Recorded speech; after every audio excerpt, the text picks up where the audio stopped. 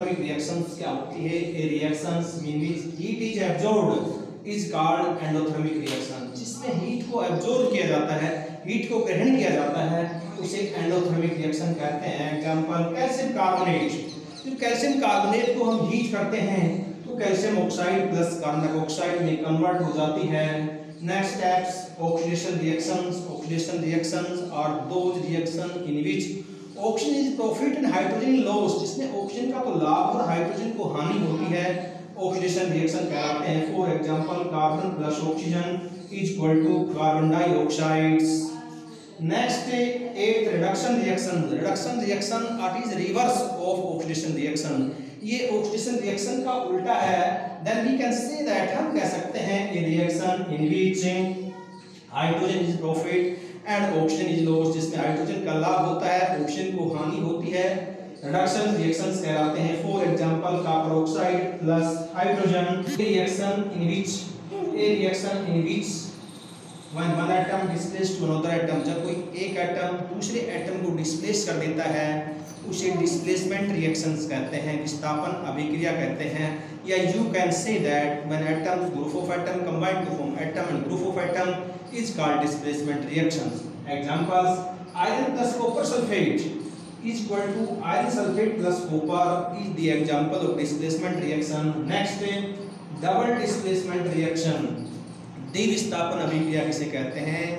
ऐसी अभिक्रिया ए reaction in which ions change. ऐसी अभिक्रिया जिसमें आयनों का आदान प्रदान होता है, आयंस चेंज होते हैं, उसे डबल डिस्प्लेसमेंट रिएक्शन कहलाता है। For example barium chloride plus sodium sulphate is equal to barium sulphate plus sodium chloride is the example of double displacement reactions। या you can say that, तुम कह सकते हो it's understand groups pairs में मिलेंगे। यहाँ दोनों साइड में, both left and right side में पेयर्स में मिलेंगे। it is also known as double displacement reactions। next exothermic reaction। exothermic reactions are those reaction in which heat is evolved या heat is released। जिसमें heat evolve हो जाती है, release हो जाती है, it is also known as exothermic reactions। For example, simply you can say carbon plus oxygen, carbons of chemical reactions. There are many types of chemical reactions. First is combination reactions. Combination reactions are those reactions in which when two reactant gives one product, दो reactant से एक product बनता है, उसे combination reaction कहते हैं। For example, hydrogen gas combine chlorine gas is equal to hydrogen chlorides। This is the example of combination reaction। ये combination reaction का example है। Second जो reaction है decomposition reactions। Decomposition reactions means those reactions in which when one reactant gives two product, it is also known as decomposition reactions।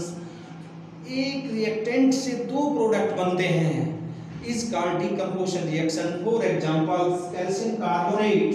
तो calcium carbonate को हम heat करें तो calcium oxide plus carbon dioxides.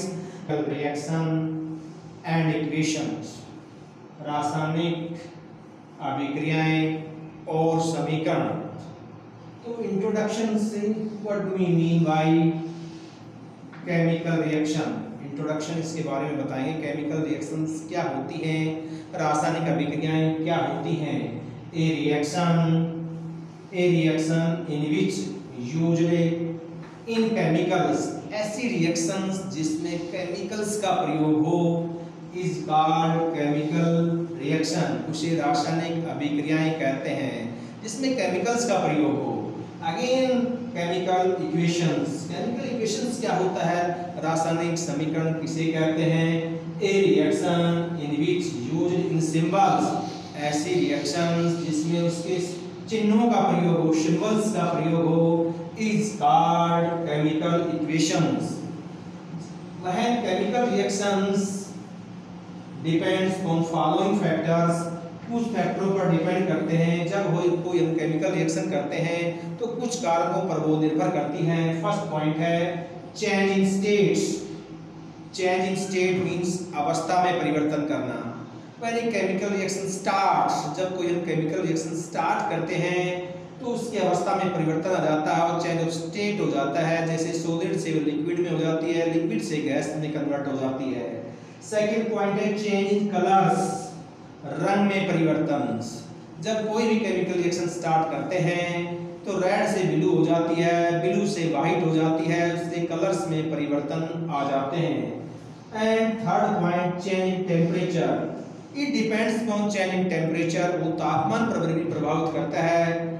कोई भी chemical reaction 30 degree पे हो रही है, कोई 80 डिग्री पे हो रही है, कोई 110 डिग्री पे हो रही है, then this means that it change in temperature. And fourth point है evolution of heat. Evolution of heat, जब पहले को केमिकल रिएक्शन स्टार्ट, जब कोई केमिकल रिएक्शन करते हैं तो it then evolution of heat